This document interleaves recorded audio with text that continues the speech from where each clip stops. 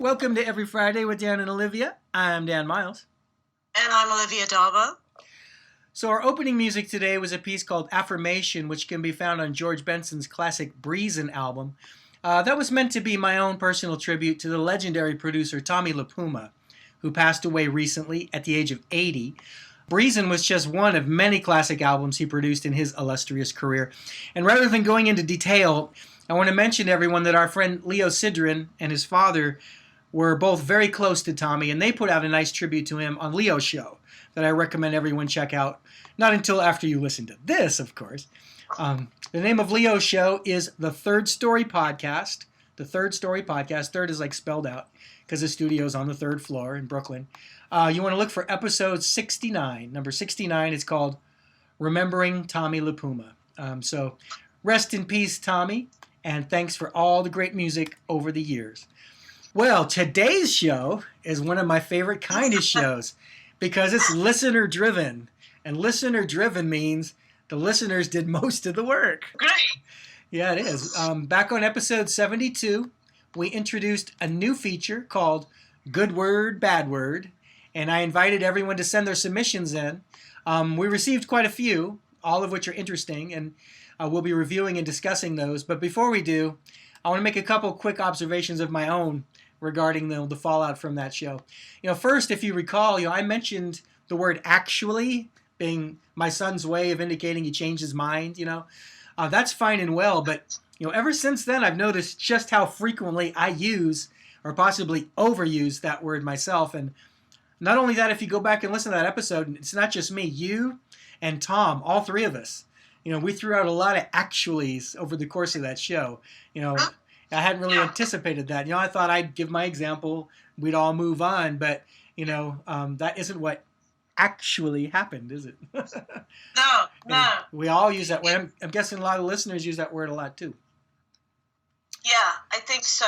I think everybody kind of has one that they use to sort of prolong a thought process that's going on in their head.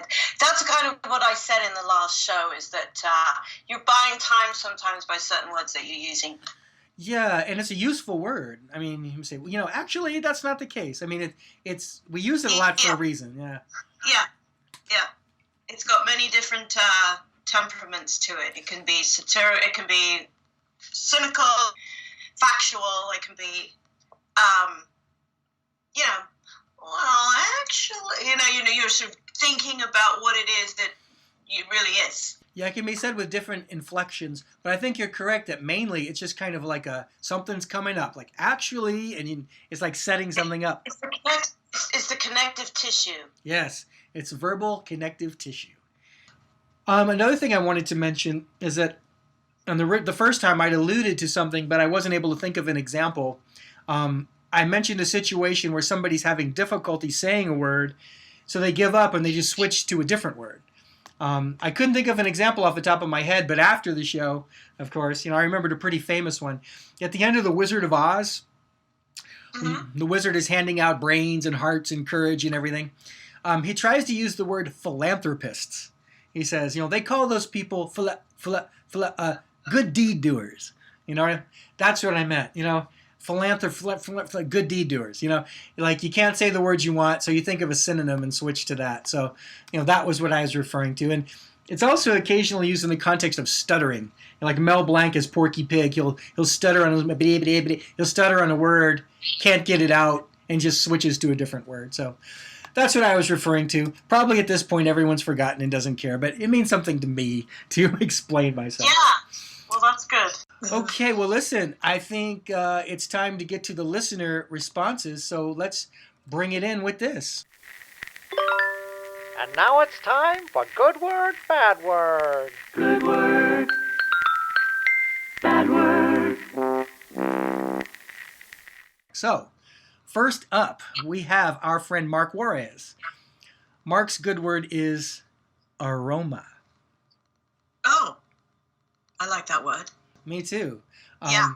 He goes on to say, the wonderful aroma of freshly baked, warm bread filling the house. Yummy, enough said. So yeah, that is a good word, aroma. Yeah. You know how sometimes if you smell something, I don't want to say salivate, but if you think of a certain food, you'll start to taste it in your mouth. You know what I mean? Yes. That sense of memory will trigger it. The other thing, in addition to pleasant smells, aroma also makes me think of the capital of Italy, Roma. Ah. He may not have meant it that way. Aroma. Aroma. And Mark's bad word is flatulence. And constipation. He says his bad word is flatulence because it stinks. He says gas or even fart is better because it's funny to say and funny to hear. So, although it's not mandatory for the good and bad words to relate to each other, Mark's did. Aroma, good. Flatulence, bad. Kind of almost like a good smell, bad smell, as opposed to good word, bad word. Right. So that starts us off. So, okay, Shell Beckwith, a.k.a. Bootsy Bass, is up next. Shell's good word is ambidextrous. We've spoken about that word before, haven't we? We did. When you were all jet lagged on your way back from Paris, I made you play a game. Remember, I read a list of names. I said, what do these people all have in common? And what they all had in common was they were all left-handed. And I just kept reading these long names. Then we talked about being left-handed, right-handed, ambidextrous, and there was an extra one, which was people who do certain things with their left hand and certain things with their right. I forgot the word for it now. But you're right, the word has come up before. Shell says, it's an effective yet complex way of saying left and right-handed. It also has a nice rhythm to it that appeals to me. Ambidextrous. Yeah, there's a rhythm to it. Shell, you, me, many of our listeners are musicians. So rhythm is a component to consider. Shell's bad word is irregardless. I love that word. Thank you for reuniting me with that word, Shell, because irregardless, what's the word again? Is it irregardless? Well, here's the thing. He goes on to explain that irregardless is not a real word. He says regardless of the quote-unquote idiots who use it all the time. Yeah, the word is regardless. And so when people say irregardless, there's no such word. So that's why it bothers him. Then they're illiterate. Well, he says some dictionaries now include it because it's used so much, incorrectly. I'm just wondering, then why don't they just say irrespective? I'm wondering, right? Because it kind of means the same thing if irregardless were an actual word. Maybe that's what happened. They want to say irrespective of that, and they say irregardless because they've mashed the words together. But yeah, it should be regardless. So he hears irregardless, and he don't like it. It sounds like we're entering pet peeve territory. But nothing wrong with that, because a lot of pet peeves are related to words, I should imagine. So ambidextrous is as good, irregardless is as bad. So, and also irregardless kind of sounds like irritating, They kind of start with the same letters. So that's cool. Well, next up is one of my Arizona homeboys, Mark Herrick. Mark's good word is anti-disestablishmentarianism. Do you know that word? I mean, as much as superfragilisticexpialidocious. That's the one that makes me think. But I think mean, no, of course, that's out of, Mary Poppins as the word that you just mentioned that I don't quite know how to pronounce or spell. But I've heard it. But I'm just trying to think, why don't you fill me in on how it's actually meant to be used? Well, this is his point. This is exactly his point. Yourself, myself, most people listening are aware of the word, but don't know what it means. He says the reason he likes the word is that no one ever uses it, and nobody really knows what it means. He says most people are aware of it simply because it's one of the longest words in the dictionary. So this is a word that's famous for being long, right? So people go, oh, if you want an example of a long word, anti-disestablishmentarianism. So prior to this episode, I was in that group too. But of course, because of the episode, I went and looked it up. So here's what it means. It means to be in opposition to the withdrawal of state support from an established, especially the Anglican Church in 19th century England. Okay, so it's kind of passé. If you're opposed to the withdrawal of state support for a church, that's when you use the word anti-disestablishmentarianism. So why anyone outside of 19th century England would care about or need to use the word is a bit of a mystery. So Mark's point is, you got a 12-syllable word with 28 letters. For anybody keeping score at home. It reminds me of Tom's word, plenipotentiary. Remember that one? Because I told Tom that Yes. plenipotentiary would be a great Scrabble word, but he better not play Scrabble with Mark because, anti-establishmentarianism, that fills up the whole Scrabble board. I don't know if there's even enough letters for that. So that was an interesting choice for a good word. As far as a bad word, Mark's word is ton, in the sense that he hates it if people say, I did a ton of work yesterday, or I made a ton of spaghetti. He says, did you really make 2,000 pounds of spaghetti? Yep, that's a good point. So how else would you say it? I made a boatload of spaghetti. Oh, a gondola. I made a gondola load of spaghetti. That's also a bit pet peevish. I think people realize they don't literally mean 2,000 pounds. But, he hears ton. He thinks of it as, a unit of measurement. Let's use ton to describe, the weight of cars or dinosaurs, not how much spaghetti we made or how much work we did. Yeah, exactly. But, that's what words do. They please us and they anger us. So I can see the peeve thing. Okay, let's go to our monkey man, Ronnie Nelson. There were some people who had no problem thinking of a good word, but they couldn't think of a bad one. And some people had no problem thinking of a bad one, but they couldn't think of a good one. So Ron is sort of in that boat. He didn't really have a good word, but his bad word, it's kind of like a two-word combination. He says he hates it when people say, "got damn." Instead of goddamn, they're saying it with a T. He says, like, this is really fooling God. I didn't say goddamn, I said goddamn. They changed a little letter. Right. That's sure. funny. That also reminds me of, using dang instead of damn, or using heck instead of hell. It's like, heck no is like the PG version of hell no, and dang it is like the watered down damn it, Unfortunately, by the way, before we got started here, and a little bit during, we were talking a little bit about profanity. My boys have recently learned, the main curse words. And sometimes they'll use them in my presence, and I tell them not to, because if they get too used to doing it, it might slip out in the wrong situation. They might get in trouble at school. You know what I mean? I try not to overreact to it because I don't want to empower them, with shock value. But I think a big part of it is YouTube. They like to go on YouTube and watch different things, and there's really no monitoring of those. One of the things they like to do is there's a video game they don't own. They like to watch other people playing it so they can see what it's like. And a lot of times it's like teenagers with headsets. And sometimes they'll just use a whole bunch of foul language because it's teenagers talking to teenagers, and my kids will slip in and hear that. I'm sure they get it from their friends too, but what I have to say is not too long ago, Jackson wanted Zachary to I think he wanted to give him like a gamepad or a Wii controller or something. And I told Zachary, I said, yeah, give it to Jackson. And Jackson says, yeah, give it to me, you little bitch. I was like, whoa, cool your jets there, 6-year-old. That's one of his favorite expressions, you little bitch. It's just That's hilarious. well, oh my gosh. especially coming out of a first grader, because I didn't know he knew that. That was the first I knew he knew that expression. So that was pretty funny. But yes, it's pretty funny until he says, "Dad, shut up! I'm gonna bitch slap you."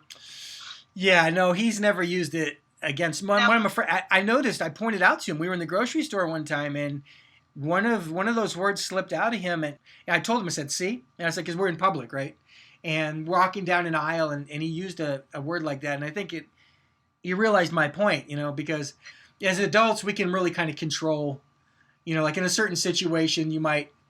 For example, when podcasting, I know we're always officially being recorded and people are officially going to hear it.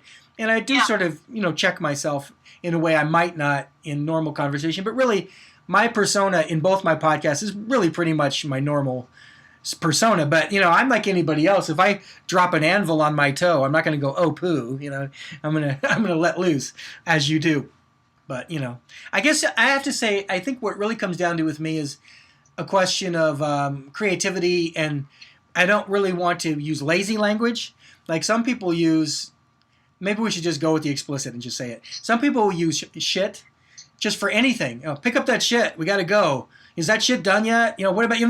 They'll just use it as a generic word, like almost like it. You know what I mean? And they'll use it. Yeah. They'll use it. They'll overuse it so much. I'm tired of this shit. This shit.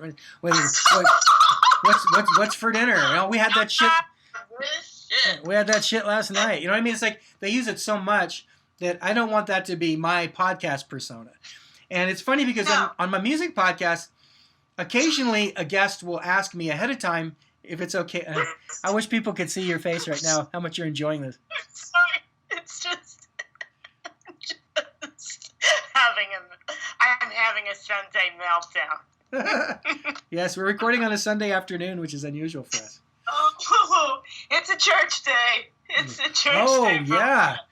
Yeah. We're just using way too many bad words. I can't handle it. I'm overwhelmed. Okay, but This day is about God for me, not bad words and shit. No. yeah, I understand that. Well, that's the other thing, like you just mentioned. A lot of people will tag what they say with "and shit." You know, like, "Oh man, we got to get this track recorded and shit." You know what I mean? That's what I mean by. Let's get this track rolling and shit. Right. Like, what's the holdup? And to me, that's all indication of sort of like lazy verbal habits. That's all I'm saying. But as we've been pointing out, Tom says he uses the word indeed, and we use the word actually. So there's other ones that are not quote unquote profanity that we also use in these ways. But what do you think of it? What do you think of it's all good when things aren't actually really all good? I mean, don't you find that word is sort of thrown around? And again, these words are they're fad words, and fad words kind of come up at, they're sort of cyclical, right? In the 60s and the 70s, there was, very specific words but the all good thing, I feel like it's been so overused to the point of, what does that even actually really mean? I think it's about keeping things in perspective. Like, some bad stuff happened, but it's all good. Or there's an element of resignation to it. Like, I know I got to deal with this traffic, but it's all good. You know what I mean? That's the way I kind of see it. Not like literally, everything is good. Everything is good and wonderful. Yeah. Oh, God, baby! Right. I had to blast out a little Ethel, but yeah. Yeah, Ethel. We're all about the tangents here, but I want to get back to our list because we have an actual list. But yes. Oh, you want to get focused, Dan? Focus, Dan. Well, because I kind of like, you're talking about it's all good. The next submission we have makes me think of that. Next is Patty Miller, and the word she likes, her good word, is groovy. Yeah, that's a popular one, especially, again, that's come around since the 60s. That's kind of what I mean about things being sort of cyclical, is that they get reused, regurgitated again, and... That's one of your words you like, regurgitated. I know you like to use that. Well, it's funny you say that because that's what Patty said. She said, I've said it since grade school, and it came back around, and it will again. Yeah. I have a fondness for the word groovy. I use it, but I don't usually use it in a general sense. I kind of use it with a musical application, like people will play, because literally in terms of a groove, like people will play some music and go, oh man, this is really groovy. Like I'll use it sort of, I think, as, the original derivation of it, I know a lot of people, it's like a hippie, far out, heavy, man, groovy. I was definitely associated with 60s and 70s and, stickers with flowers on them and stuff and VW buses and stuff. But yeah, I kind of use it mostly to describe certain type of music. Oh, this is groovy music. And I don't necessarily mean from the 60s or 70s. Like, it doesn't have to be like, the Turtles, I'll use it for different applications. So that's Patty's good word. On the flip side, Patty's bad word is retard. And I would have to agree with that. That's a word that's definitely mean-spirited and a word that's intended to be hurtful. Yeah, and it kind of has been retired. I mean, if a person is literally mentally challenged and you're calling them a retard, that's mean. And if you just use it sort of in casual conversation, you retard, don't you know how to set the table? Or, it's not a good word. She's very, very correct about that. But since I mentioned earlier we're all musicians, I have to point out that there's a word retard, which is a musical term that means to gradually decrease the tempo. It's kind of like, slowing your car down instead of slamming on the brakes. So sometimes in the music, it will say retard. And it's spelled differently. It's R-I, not R-E. But of course, it sounds similar when you say it. So, people who are not used to being around an orchestra might wonder, why does the conductor, keep calling the musicians retards? No, he's not. He's telling the musicians to slow down. At the end, retard. So, groovy and retard. I think that was a strong good word and a strong bad word. So thank you, Patty. Next up, we have Mike Jacobs. Mike says, there are many words unfairly looked upon as pretentious just because they've fallen into lesser use. I like many words of foreign origin, Milieu, ennui, oeuvre. Jejune is a good one. Schadenfreude is a definite fave. Also crestfallen, because it's so preloaded with imagery. So first, let me congratulate Mike for subtly slipping in 6 good words. But those are all really good ones. They are, and I'm going to unpack them, actually. Milieu refers to a person's social environment. Your social environment is your milieu. Ennui, this describes a feeling of listlessness and dissatisfaction. I think a lot of us know ennui. Oeuvre refers to the works of an artist when regarded collectively. So, it's a fancy way of saying collection, I guess. For a painter. Well, I think, go ahead. sorry to interrupt and interject, but I just wanted to say, are some of these words, do they generate from French words? Well, he said foreign words. I guess I didn't restrict good word, bad word to English words. I didn't say they had to be English words. Right. So I guess what he's done is he's just said, all right, well, a lot of my favorite words, they're either, foreign derived or just flat out, words from another language. Like that's what he listed. So I said oeuvre. I think a lot of times people see these or hear those and either don't know what they mean or think they mean something differently than what they do mean. So, I said milieu, ennui. Oeuvre is sort of a fancy way of saying your collection. If you're an author or a composer or a painter, your collected works would be your oeuvre. And I understand Mike's point about it possibly seeming pretentious to somebody. It's like, why do you say oeuvre? Why don't you just say collection? So he's saying is because people tend to say one word as opposed to the other doesn't mean the other word should be like devalued or that you're trying to be pretentious by using the term. Sometimes I think people use a particular word because they want to be specific, they want to specify something. Like they've said that, Eskimos or Aleutians or I forgot the word, but have like a whole bunch of different words for snow. Where we would say snow, is it powdery snow or is it packed snow or how, so they have different words. So sometimes people want to use a word to be specific. But the other word he used, jejune, that means naive, simplistic, and superficial. And boy, do I know some jejunes. Wow. I want to use that word now. Jejune. Jejune. Writing it down. And Schadenfreude, that means to derive pleasure from another person's misfortune. No, are we getting into German now? Yes, Schadenfreude is very German. Okay. And Never heard that word in the English language, so it's interesting that it's being brought up. Schadenfreude. Yeah, sometimes a word will be just taken from another language, Spanish, French, German, and we'll just use it. But and of course, when you use the word crestfallen, crestfallen means sad and disappointed. But you think of crestfallen, the fact that it includes cresting. You think of cresting a wave, and you think of falling. Crestfallen, sad and disappointed. Yeah. So yeah, he submitted a nice collection of good words, or should I say, a nice oeuvre of good words. So on the bad side, Mike calls out words that shouldn't exist but have been made common through colloquial mangling. Specifically, he singles out irregardless. Where have we heard that before? That's our second irregardless. As I said, the people don't know what each other is saying. So, Shell said irregardless, and Mike also is bothered by irregardless. So that's kind of interesting. That reminds me of like ironic and ironical, People, I guess you should just say that's ironic, not that's ironical. And I think ironical bothers some people because it has that extra "col" at the end. Apparently, either both are acceptable or it's one of those situations where people just use both interchangeably, so they're just allowing it to be. That's the thing. Who gets to decide what's allowed, what's correct and incorrect? It seems to me like one should be enough. We shouldn't need both. We should have ironic or ironical. I tend to say ironic. Mike also is not one to just stick himself to one word. He also dislikes the word robust. I have to agree with him on that. I don't like that word either, robust. What are your feelings about robust? I really could take it or leave it. It's all right. It's not. I could sort of probably leave it, actually. Yeah, it is one of those words like people use it, people know what it means, but why do you got to say robust? I have a bad association with it from a bad particular experience I had, a business transaction.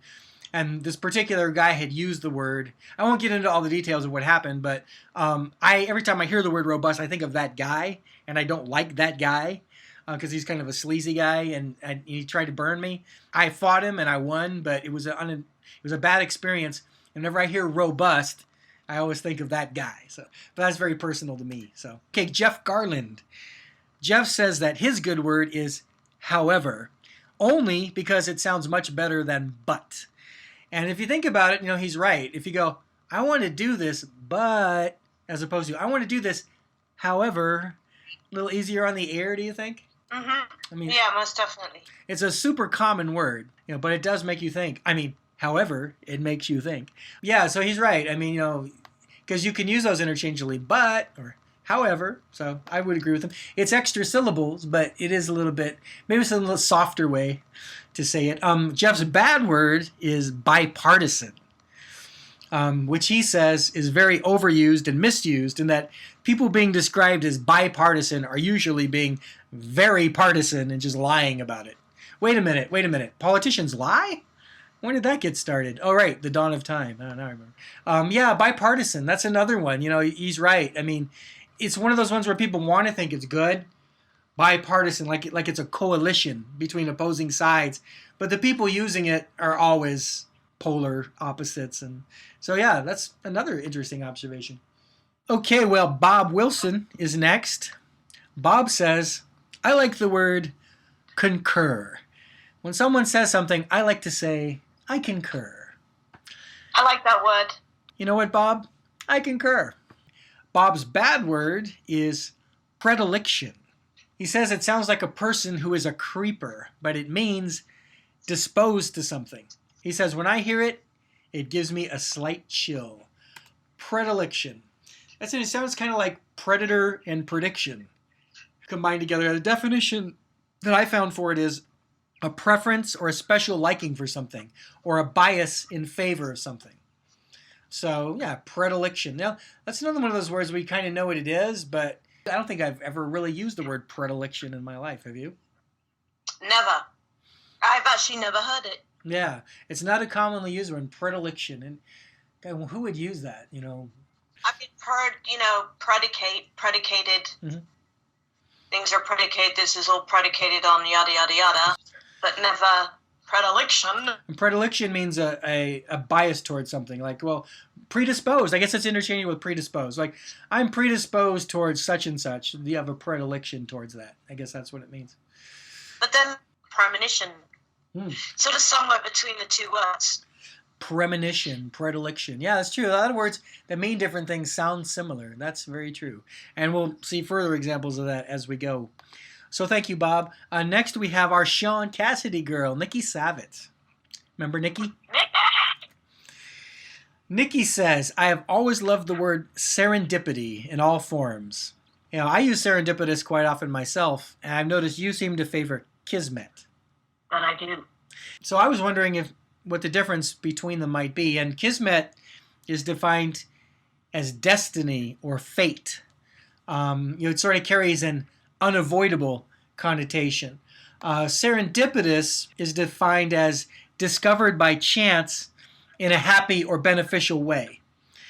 And then serendipity is defined as an aptitude for making desirable discoveries by accident. So if you have serendipity, you have an aptitude towards creating serendipitous events, I guess. So that implies an ability, or I guess it boils down to a happy accident. So if something is serendipitous, it sort of amounts to a happy accident. Oh, I'm glad that happened. It had a good beneficial result. And if something is associated with kismet, it's kind of like your inescapable destiny, or as George McFly might say, you're my density. So yeah, I notice people listening to the show will have heard situations where, in fact, I believe when we started doing this and we were talking about how you and I met and how I'd come across your music and had you on my other show and we got to this show, I was talking about how it was serendipitous and you said kismet. So we both used that word. It's the first time we ever spoke to each other. So Nikki's tuned into us.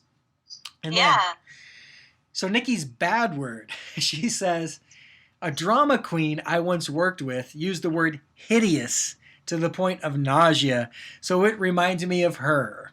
So just like robust reminds me of that guy, the word hideous reminds Nikki of someone she used to know.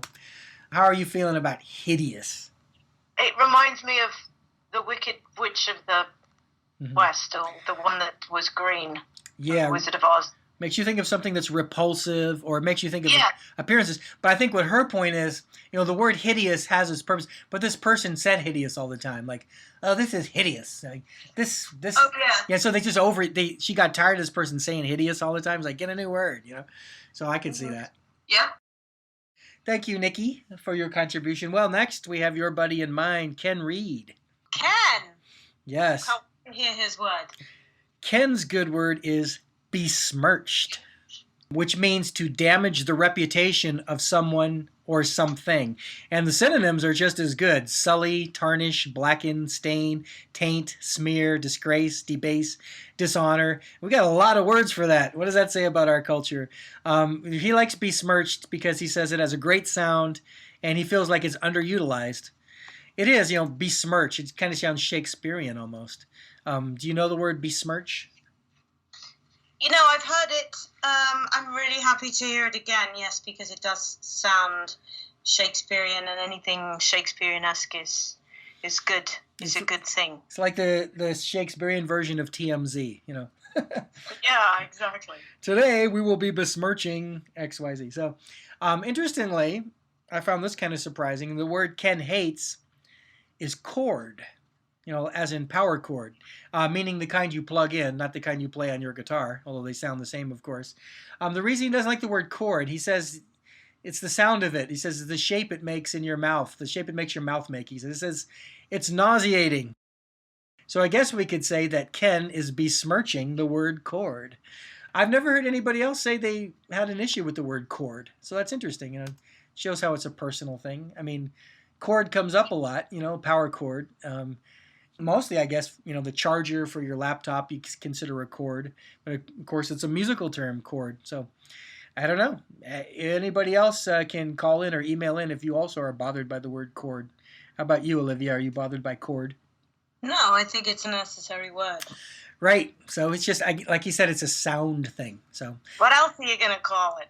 yeah, exactly. Well, next we might as well check in with Ken's better half, Rachel Reed. Rachel says her good word is larkspur. That's because she's smart and well-read. Larkspur is a cottage garden type flower. So yeah, larkspur. That's nice. It makes me think of birds and gardens and stuff. So her bad word is nematode. She says it's a word that she detests because a nematode is gross. Apparently it's some type of ringworm parasite kind of thing. Nematode. Nematode. Definitely the furthest thing from a larkspur. Did you heard of nematode before? No, actually. But is it spelled phonetically? Nematode. Nematode. Nematode. Because I asked her, is it nematode or nematode? And she said nematode. So, Okay. yeah, well, I guess that's another one where it's more of the association with the word. Like the thing, the parasite is gross to her. Nematode is the word for it. Hence, nematode is her bad word. Right. So yeah, larkspur and nematode. It is also nice to see the contrast of how different words do have different characteristics. Some of it is phonetic and the sounds and the feeling, and some of it is our personal associations. Like I said, the connotations of robust are different for me than other people, and chord for Ken. Yeah.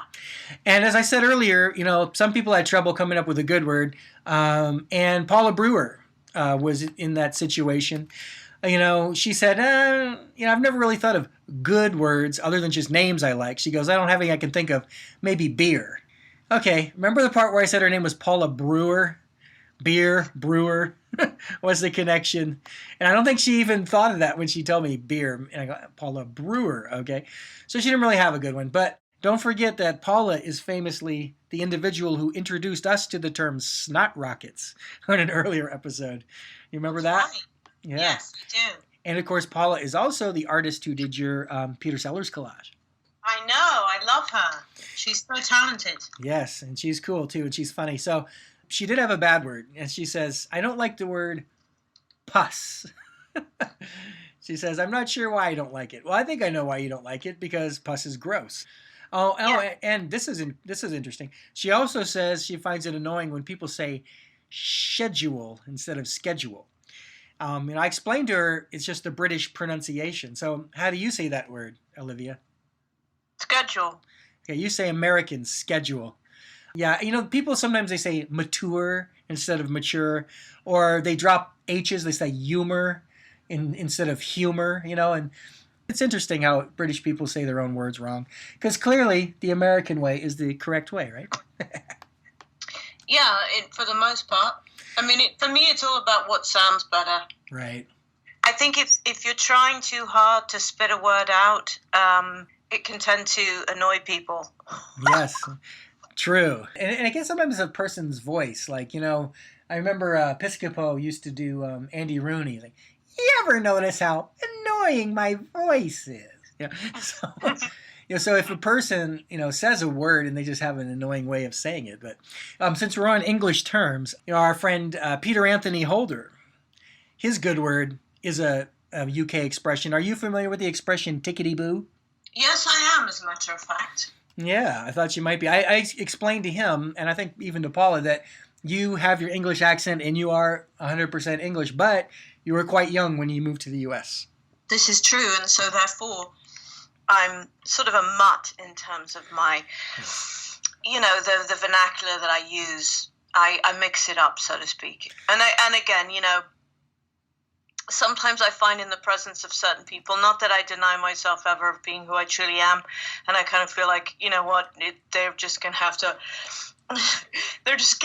deal with, the way it's coming out at the moment. But sometimes, there's certain terms that I would use that people aren't going to get because they're maybe, I would say, I would be trying that on, but it's just not something, you need to adjust accordingly. If you was like a group of, your family in England and this, that, and the other, you're going to use various different slang words, and, I tend to sound a lot more English anyway if I've been there for more than a week, and I get right back into sort of their sayings that don't necessarily apply here. But again, that's what's fun about the language, is if you have the dexterity to be malleable enough to kind of adjust, and then that's cool, because then you get to continue to expand it and play with it. You used another word I like, vernacular. That's a cool word too. And also, he mentioned a mutt. I mean, I have an experience with that too, because I grew up all over the world, because I grew up in a military family, and apparently, when I lived in New York, I said a lot of words differently than my New Yorker friends. Like I would say George Harrison, and they go, George Harrison. They'd say shower. I'd say shower. Like I pronounce the R, and they would kind of drop it. So that kind of thing. So when I made it to California, I guess I picked up certain East Coast affectations and pronunciations. So I have an accent and now I live in Arizona, but there are certain words I say. I think what it really is when I speak sort of in a calm tone, like I am right now, but if I get sort of excited, I kind of start to sound like an East Coaster, Yeah, you do. One thing I really like about the tone of your voice, though, is it's very one can immediately. I mean, before I even met you in the flesh, it's always nice when you match a face with a voice, right? Sometimes it can be completely the antithesis of what you'd initially imagined, It's like, oh my God, that person's, not the way I thought they'd be. And that's a completely different face, and it certainly doesn't match the voice. But in your case, it did. And but what struck me is, you just sound like a really nice person. Oh. Which you are. And, it's not put on, but you do have this very relaxed, it's very disarming. You have a very disarming kind of presence and voice. So it's probably why you're so successful in the podcasting, among other things. But, yeah. Well, I appreciate that. I mean, I've a lady I've worked with for many years. She's an awesome employee I've had. And she sort of describes me as what you see is what you get. Meaning that she's seen me in a variety of situations, and I never really put on any kind of false exterior. I'm kind of the same all the time. In a way, yeah, you're actually, if I could be so bold as to give another just take on the way it struck me, is it's almost like you're like really, I think what's disarming about your voice and you is you're kind of, how some people feel they have to project or try a little bit harder, and they really don't. I mean, actually, it's always nice to just meet somebody where it's kind of effortless, but you do that very, that's just kind of part of your disposition. So. Well, I appreciate that observation. And when I did my 5-year anniversary podcast, Patty, the person who mentioned groovy earlier, she sent in a nice audio clip, and she commented on my quote unquote likability. Apparently I have a likable quality. I would like, maybe the word genuine I would like to use. I try and be genuine. And most of the people, you've met a lot of my friends, and I think the same qualities apply to my friends. I know a lot of people have a lot of ability, but don't have a lot of ego about it. And you tend to sort of be relaxed. If you don't really, and the other thing is I don't really want things from other people.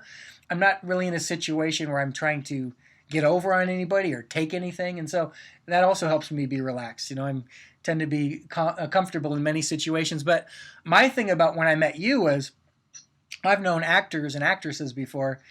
And I've commented on this on an earlier show, is like, when you're you, and when you're a character, you're a character. And I was kind of concerned, was there going to be any gray area between those? I mean, sure, you go into your little voices sometimes, but I mean, you are very well defined, which is good because I can grab onto that. Like I mentioned before, that if I see you doing a role and you have an American accent, you immediately aren't Olivia to me anymore, because Olivia is the person I'm talking to right now. So I can see you as the character. It's very easy for me to disassociate the character you're playing and you as a person. So I was glad to find out that that wasn't an issue at all. In other words, you never cast a Nicole Wallace vibe or a Karen Arnold vibe or any of the characters you've played. Olivia Dabo is very distinct from all that. So that's cool. But returning to what you said about your English accent, I noticed two things. One of them is... Here we go. Well, I saw you were in England and somebody interviewed you. This is something I came across on YouTube. And the English accent was definitely amped up. And I don't know if it was something you're doing consciously or unconsciously because your surroundings. And I have another more recent example. When we did our last 4 shows, that weekend before I left, we got together for a bite before I hit the road, and it was in an English pub. And everybody in there working there had an English accent, the waitress, the bartender, etc. And I also noticed when you spoke, not to me, but to those people, you amped it up. And I don't know if it's because you wanted to convey to them, hey, I'm English like you, or if it's because they were coming at you with it, you were responding with it. So it's not a bad thing. I'm not trying to say it's bad. I'm just saying is that one accent you had done in the YouTube interview, if that had taken place in Ohio, I don't know if would have heard it in your voice. And likewise, if you and I had met at some place besides an English pub and the waiter or waitress came up, the server, I guess we're supposed to say. So it's just something I noticed. What do you think? Were you conscious of it in those 2 situations, or are you surprised to hear about it? No, I'm not in the least bit surprised. People tell me that all the time. And I'm very cognizant of it. Another great word, cognizant of it. No, I think, I had been, it depends, and I would, maybe other people experience this, but because I'm so,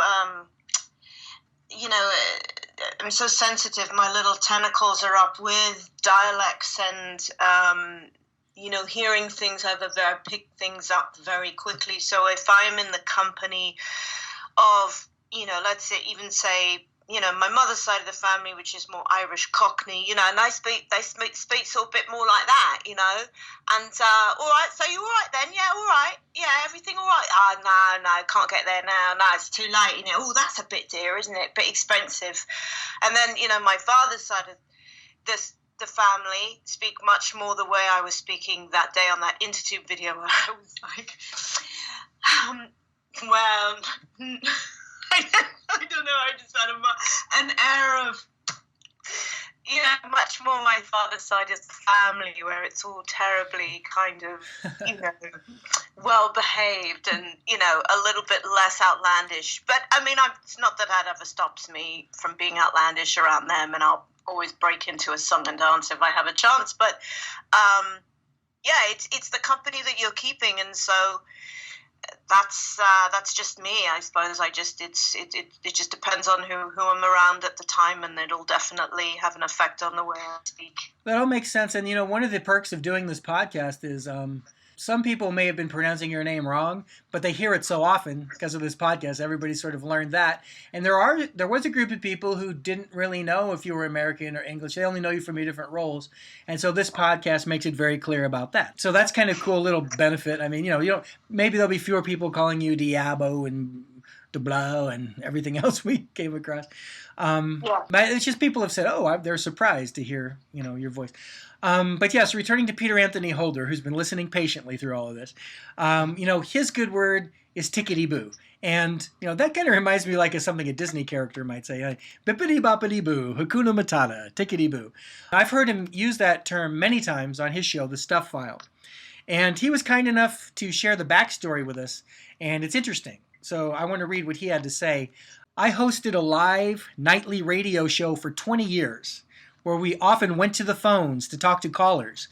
We had 7 phone lines, plus a large listening audience. So I found it quite interesting to note that every person who came on the air always started by asking, "How are you?" Even though our call screener would explicitly state, "Please get to your question," or get to the point, when you're off of hold, when you get on the air. So rather than be rude by saying, "I'm just as fine as I was when the last 8 people asked me that question over the past hour," I simply replied by saying, just tickety-boo, which I want to scroll back and say tickety-boo means in good order, ship shape, tip-top, tickety-boo. So back to Peter's comments. He said, after a while, I found it interesting that the audience seemed to be evenly split with that phrase. Half loved when I said it and laughed. Half thought it was annoying. I found that dichotomy perplexing since by default, it would seem that those who were annoyed with it would rather that I say the standard, quote-unquote, fine, which is a trite answer at best that most people say in greeting people, or they toss it back at the person by saying, fine, and you? So I dug in my heels even more.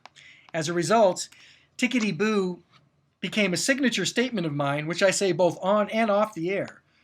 In off-air situations, with people I actually know, some of them get annoyed with the answer as well, especially when they ask, well, what does that mean? To which I respond, it means whatever you'd like it to mean. The standard greeting of how are you is one that is doled out without most people asking it, really wanting to hear the answer. Yeah, he's right about that. If you say anything else other than fine and go into details about your feelings, either happy or sad, people's eyes glaze over.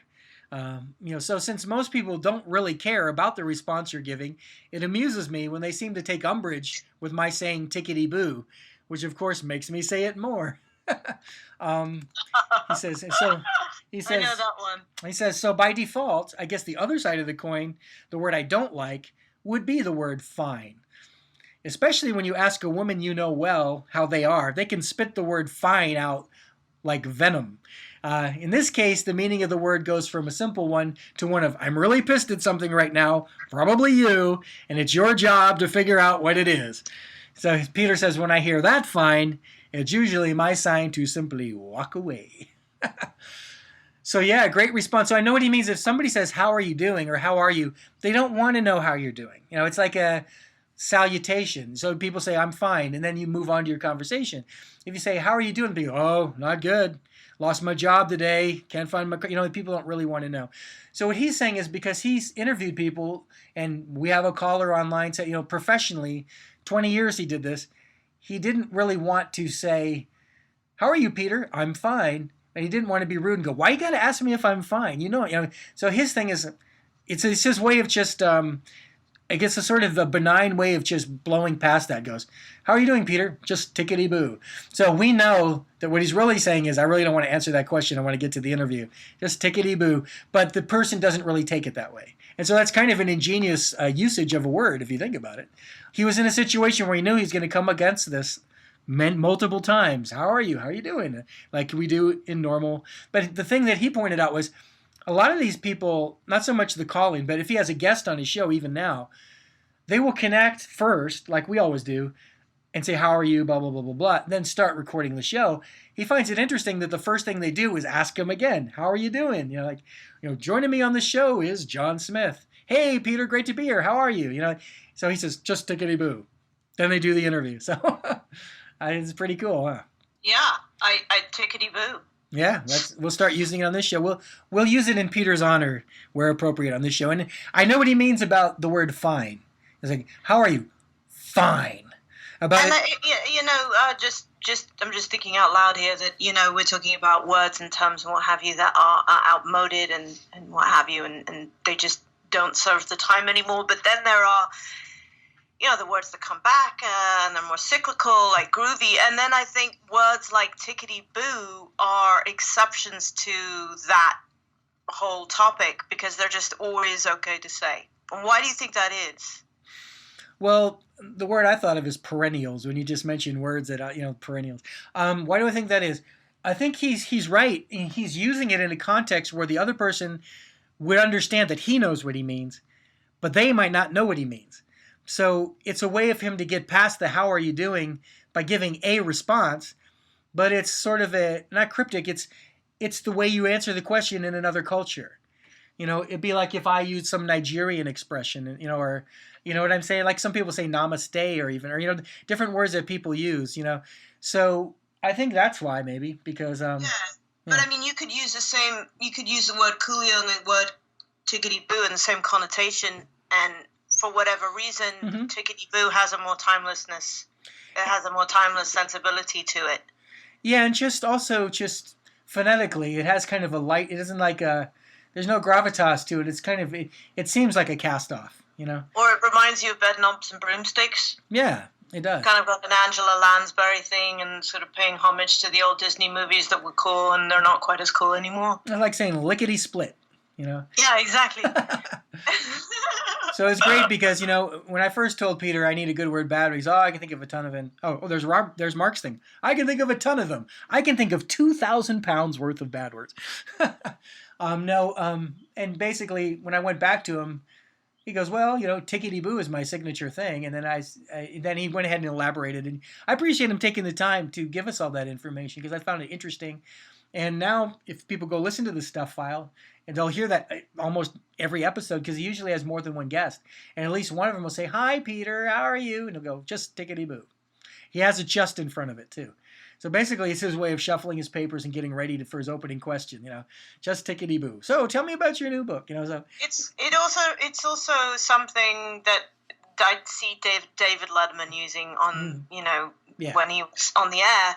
He's a kind of guy who can use that word till he's blue in the face, intermittent with his, it's a great conduit to go in between. You know what I'm saying? For people who have center stage and are like, yeah, and that's what I told the guys. Oh, tickety-boo. It's just sort of like a pause of thought and keeping things light and perky. Exactly. And it's a context thing. It's a contextual thing. Because if you've never heard the phrase before, which many people haven't, and somebody says, how are you doing? Just tickety-boo. Then that means I'm okay. I'm good. Because of the way it's used in the setting. It's just the way the person said it, you learn the meaning. And it's kind of a way of refreshing it. Like he said, it's become his catchphrase. It's his, it's his little thing that's associated with him, even though he didn't originate it. And apparently, in Scotland, there's a tickety-boo bar or tavern he's trying to get with those people. We were speaking about this recently, about having someone from the tickety-boo pub come on his show so they could talk about it some more. But we need to move on from that, but that was pretty cool. That was fun. So next, we have Margaret Elmore. Margaret's good word is salubrious, which she says has a pleasant connotation and nobody ever uses it. What salubrious means is healthy and wholesome.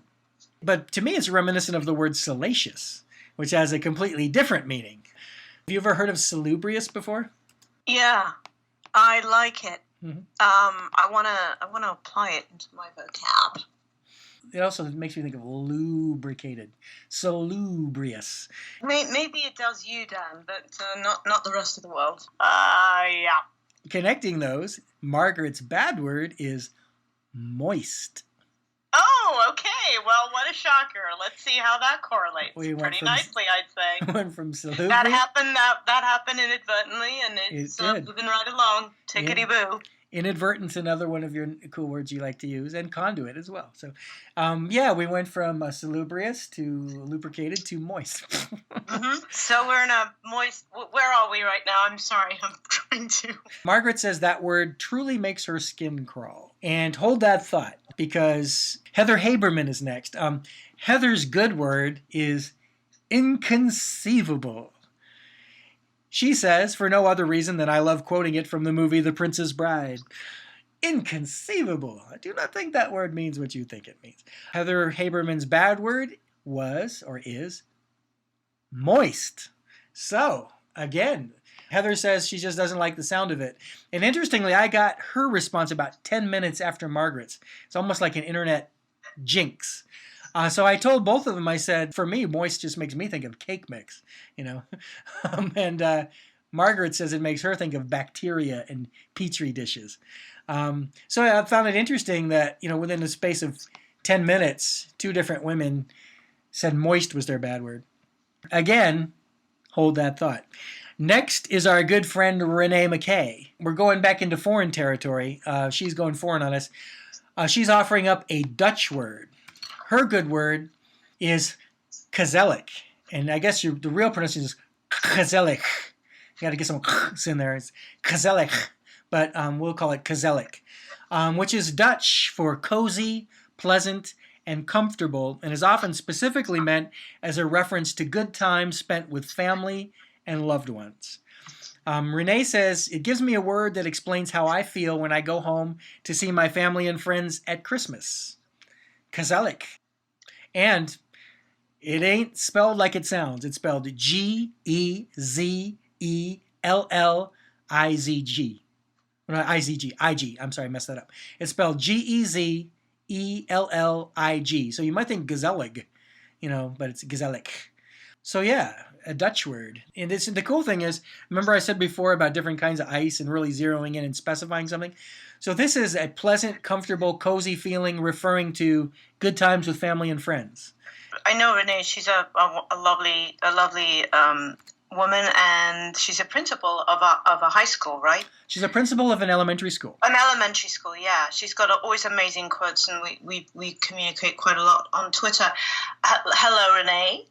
Hope you're having a lovely day. But is Renee Dutch? Is this because some of these words that we've used along the way in this particular show sort of lean more to French words, and some of them are, they're just words that aren't necessarily as westernized, but they can be used, and it's great that people are, wanting to westernize them and bring them more into the light rather than just in a particular country.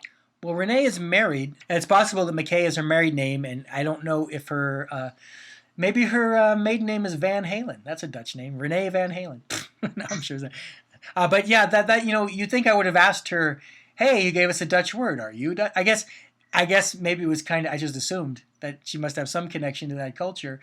But let's get to her bad word. Renee's bad word is diet. I feel you. She says no explanation is necessary. And it occurs to me as I said it, usually you think diet, okay, going on a diet. But diet is just the food you eat too. But I'm sure she meant in the context of going on a diet. Okay, but listen, here is where things get interesting. When I told Renee that two different women had both submitted the same word, she immediately shot back, was it moist? Now that blew my mind. Amazing. I'd given her no clues. I said two people said the same bad word. I didn't say what it was. She goes, oh, was it moist? I go, oh my God. So I said, how did you know? It was serendipitous. It was kismet. And so I asked her, I said, well, how did you know? She goes, I know a lot of women hate that word. Apparently, because it came up 3 times. I mean, Margaret and Heather submitted it officially, and Renee just intuitively knew what it was. 2 different women said the same bad word. Was it moist? That blew me away. That blew my mind. Next, we have Blaine Bowman. For his word, Blaine is offering 2 words, which he describes as being somewhat, but not completely, interchangeable. His words are whisper and murmur. Before I read his explanation, how do you feel about whisper and murmur? Like them. Yeah, I like them too. Gotta have them. They're needed. Use them a lot. I like murmur better. Yeah. Well, no, I mean, it just depends. It just depends how you break it down. But they're both great words. Yeah, I agree. And it makes me think of REM album. Didn't they have an album called Murmur? Believe so, yeah. I guess some people might make him think of a heart murmur.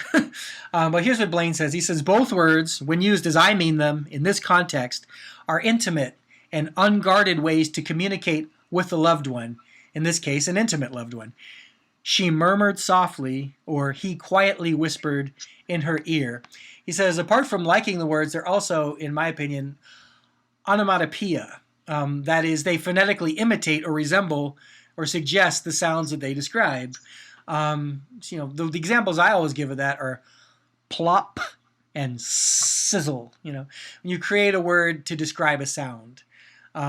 Interestingly, he says the word he doesn't like is more of a sound. It's ah.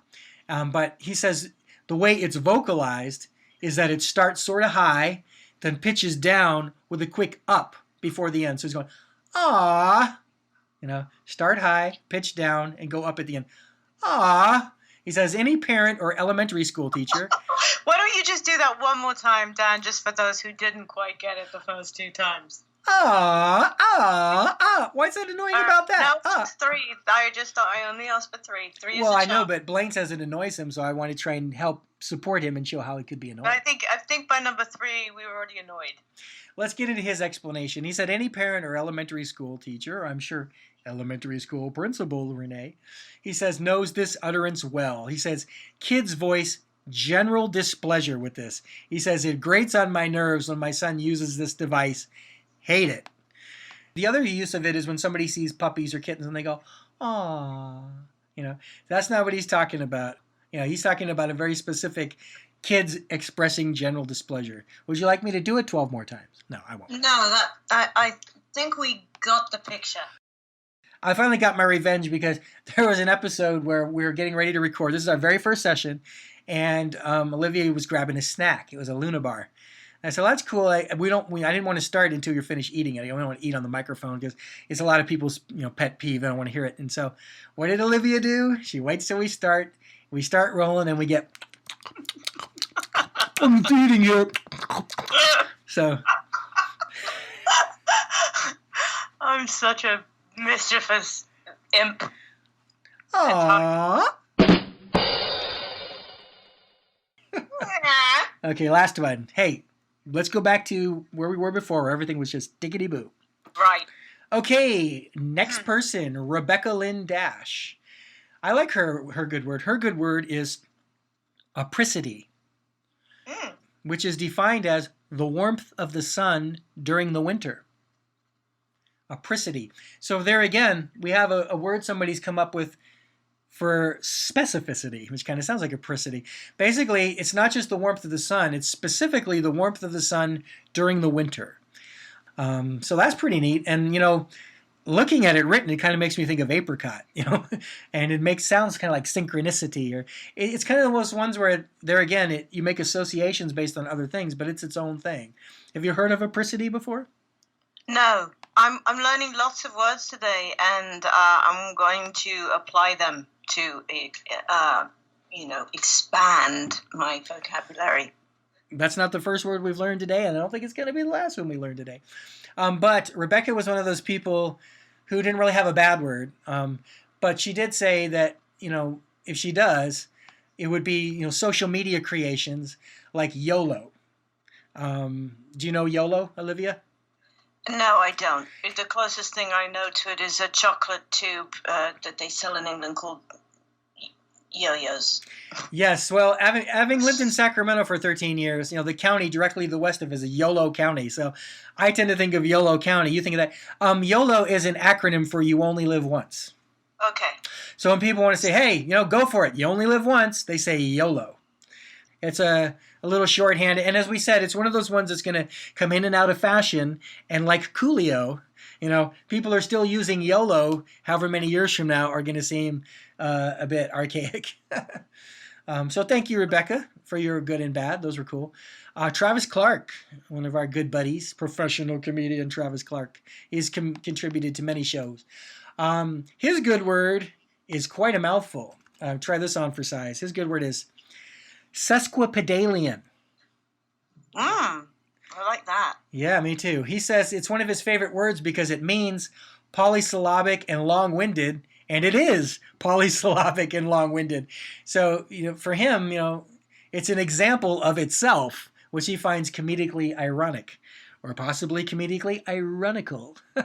So yeah, basically, the word for something that's polysyllabic and long-winded itself is polysyllabic and long-winded, sesquipedalian. So yeah, I'd never heard of that. And it's sort of like an anti-establishmentarianism or a plenipotentiary, one of those ones. So yeah, for Travis's bad word, he says currently it's probs, P-R-O-B-S, probs. He says he can't stand when people say probs. He says, well, here's what he said. He says, I can't stand it when people say probs because I'm not young anymore. So I asked him, is that an abbreviation for probably or an abbreviation for problems? Do I have a lot of problems? Do I have a lot of probs? Or you say, oh, I can probably do that. I can probs do that. He says it's an abbreviation for probably. And it reminds me when you mentioned whatevs. Remember that? Yes. Instead of saying whatever, somebody go, whatevs. It's like that, I'm outie, I'm out of here. Whatever, whatevs. And that's what his one is, probs. That one hasn't made it to me yet, but hopefully it never will. All right, moving right along. Yes, moving along. In fact, we're moving on to something good here. Well, I mentioned that everyone was welcome to send their answers in, in written form, or if they were feeling bold, they could send in an audio clip.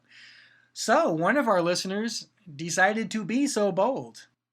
Hello, Dan, Olivia, and Tom. This is Larry Ganny, the host of the wildly popular, in certain very small circles of people that I know, Guest Room Podcast. I have a few things to say in response to your words and language episode. I am responding. Not sure if I'm sticking to any sort of rules you may have laid out as far as how I'm responding. I'm just going to spew into this recorder and send it to you and allow you to do whatever you choose with it. As far as interesting words that have not existed or people make up, my niece came up with something that I like. A combination of scary and creepy, which she calls screepy. I'm not sure if she heard this somewhere or if she just came up with it on her own, but I tend to use it because, you can be one or the other. There are scary people who don't really creep me out, and there are creepy people who I don't necessarily find scary, but if you're both, well, shit. Another thing I thought of, in terms of a word I both love and hate.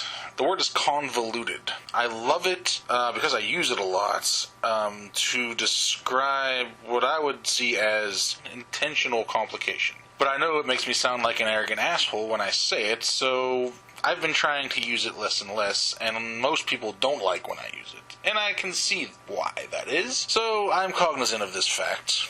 Those are my word thoughts, but getting into kind of the overall message, and more importantly, the inclusion of the Weird Al song, Word Crimes. Now, let me preface this by saying I do like Weird Al Yankovic.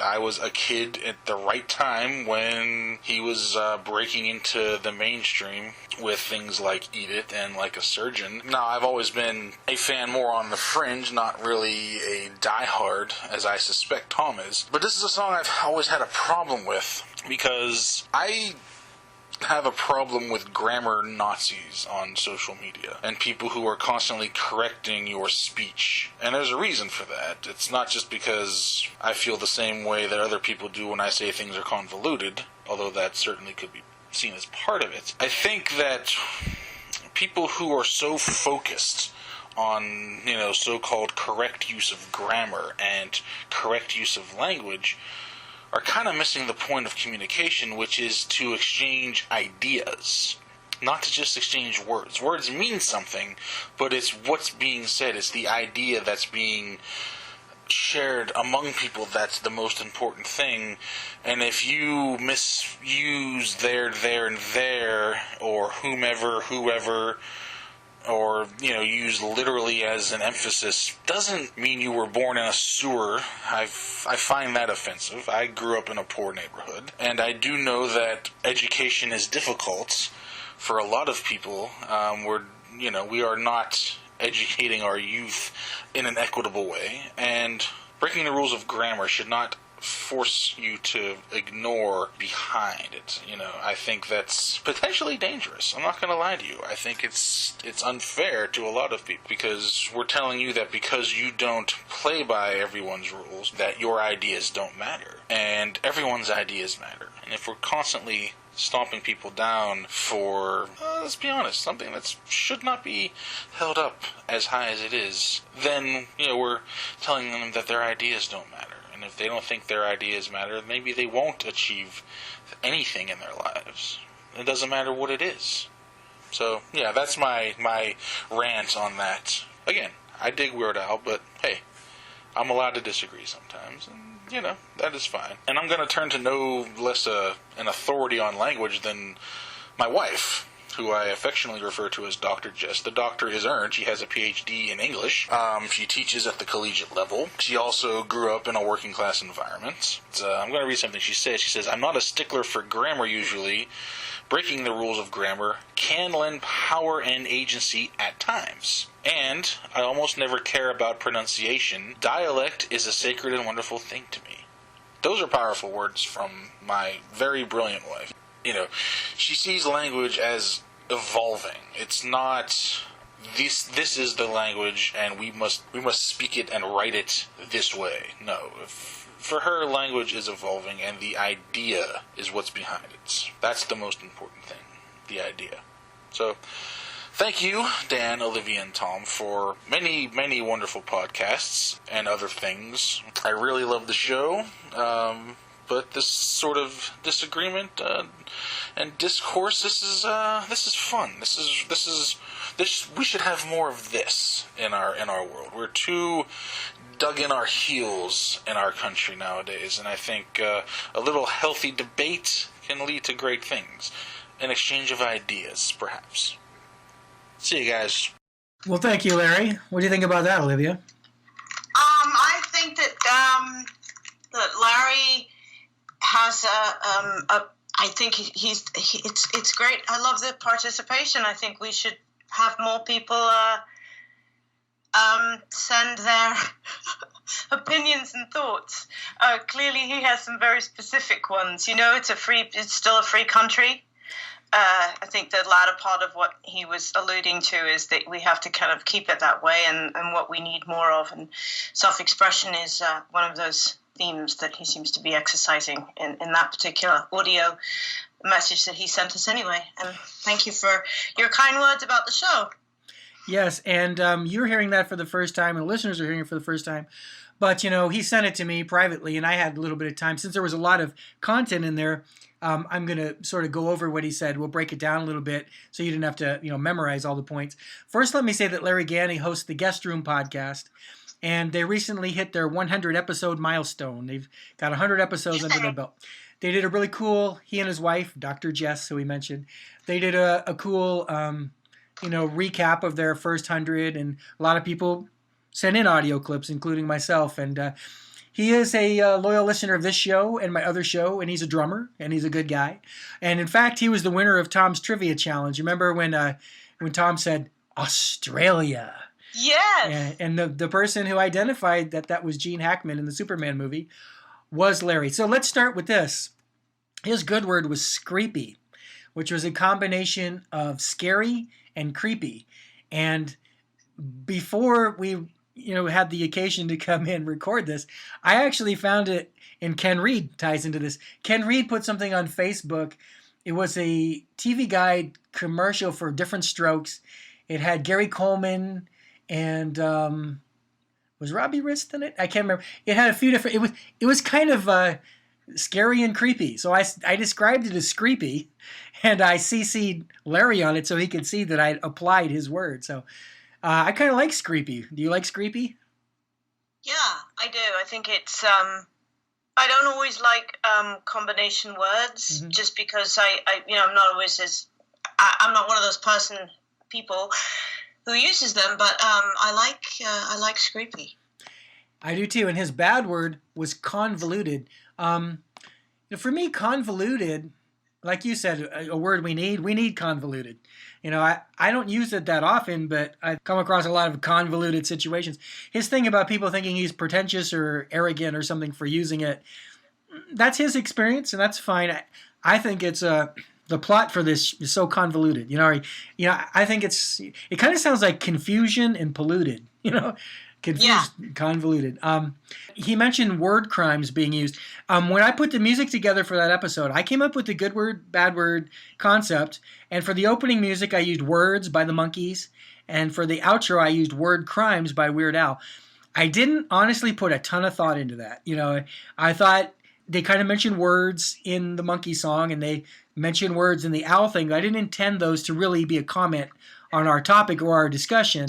So I do want to make sure that everybody knows that that wasn't meant to have any deep significance. And also the thing you have to remember about Weird Al is he uses a motif and he gets into character. So when he did Word Crimes, he was doing a character who was really annoyed by people using the words wrong. I don't know if Al himself feels that way. He's a very smart guy. And he's probably more along the lines of what Larry is saying about a language evolving. But there's a certain type of person, if you use there, and there, incorrect. And the thing about the sewer, you were raised in a sewer. There again, I think it just rhymed with fewer or newer or some other. It was more of that, and Larry took offense at the idea of if you don't use these words correctly. Now, he's making an excellent point, which is that if somebody says something and there's a typo or a misspelled word, or they didn't capitalize, or they didn't use the right thing, you focus on what they're saying. Don't focus on that. And that is true. I would agree with that. And I do have sort of a flip side to that, though, which is that I think in social media, that's fine. And one of the issues I've had, he also mentioned, dialects. I will very often misspell a word for comedic effect. And so I've had to learn how to turn autocorrect and spell correct and off on all my devices because it always wants to change it to the correct spelling. My sense of humor is sometimes based on spelling things wrong. So I don't appreciate the machines trying to think for me. So I want to thank Larry. And, also if you're listening today and you thought, oh, gee, I wanted to send one in, or, oh, I thought of one. Hey, this is an ongoing feature. We're going to continuously be accepting submissions. My original goal for this was just to get 2 or 3 of them, and we do one of our regular episodes. We'll hit the jingle, ding, and just tell a good word, bad word from a few listeners, and then because we had a flood of them because it's a new thing, we devoted an entire episode to it. But yeah, please feel free to do what Larry did and send in an audio clip, or just send me an email. We're going to be accepting these ad infinitum in the foreseeable future. A couple things I want to say before we wrap up on this feature. Here's a euphemism. It's not a bad word. It's 2 different words. Well, it's a combination of 2 words. It's a 2-word phrase, but courtesy call.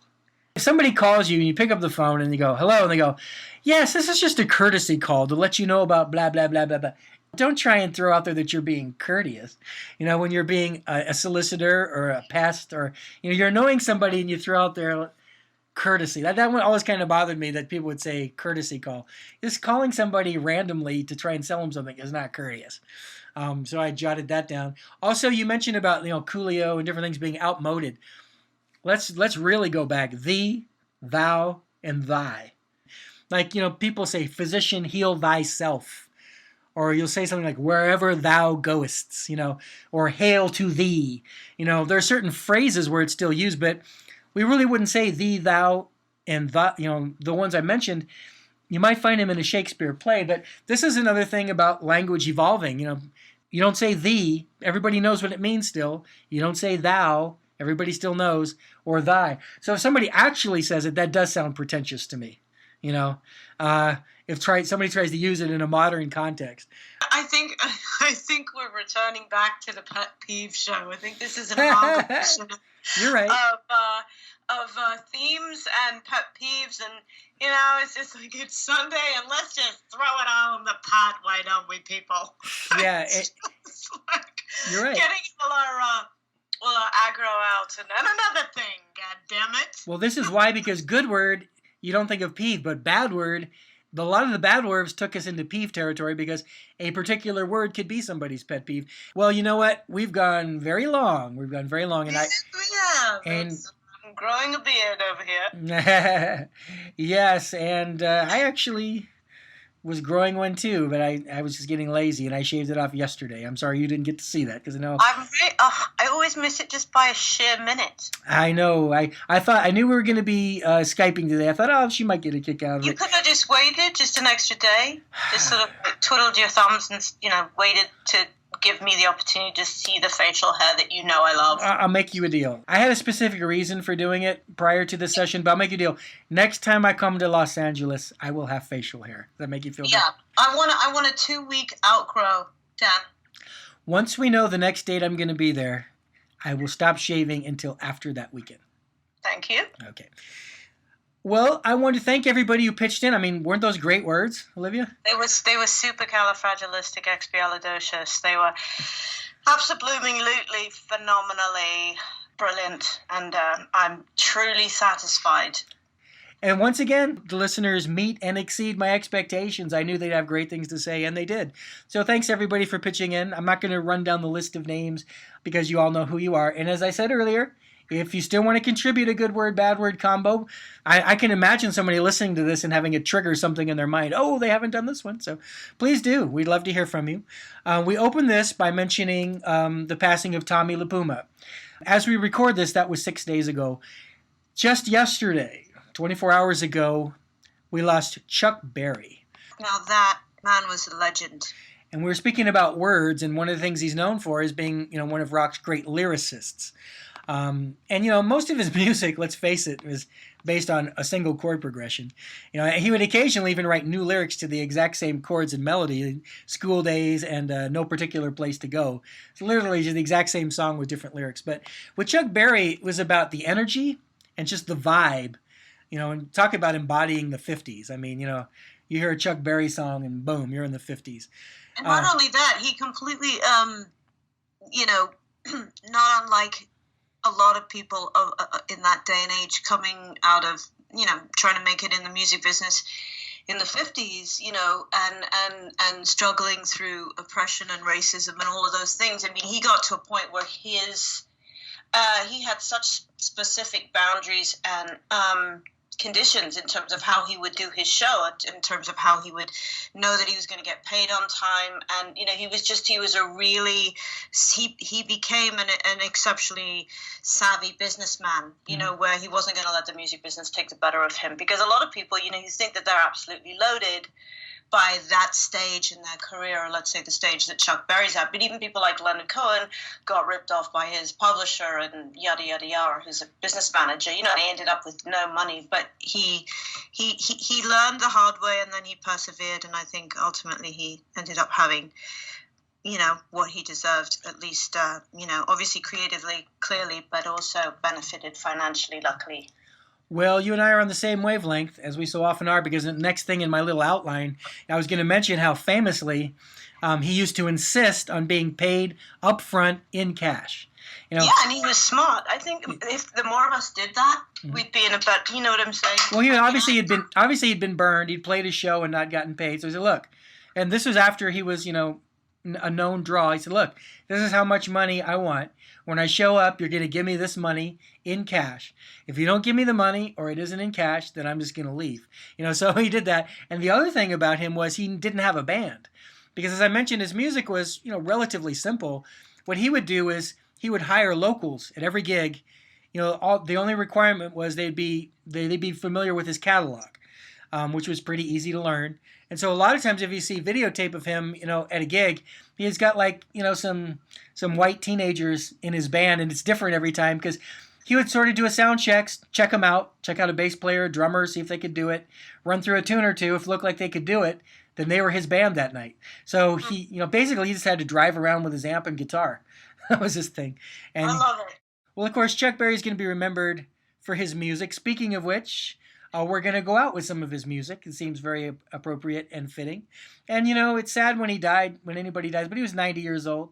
So you make it to 90, that's a pretty good run.